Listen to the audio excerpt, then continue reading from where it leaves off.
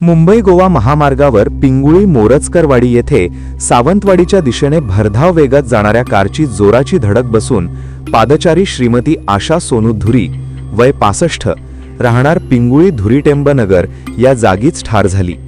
ही घटना सोमवारी सकाळी 9:30 वाजण्याच्या सुमारास घडली। त्या धाट जात असताना ही घटना घडली। श्रीमती धुरी या आज सकाळी 9:30 वाजण्याच्या सुमारास नेहमीप्रमाणे चालत घरकामाला जात होत्या।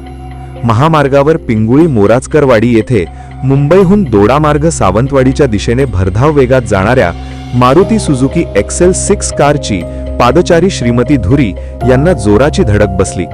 यात त्या जागीच ठार झाल्या। धडकेनंतर सदर कार साधारण 35 ते 40 मीटर अंतरावर जाऊन थांबली। घटना पिंगुळी धुरीटेंबनगर व मोरजकरवाडी येथील ग्रामस्थांनी तेथे धाव घेतली।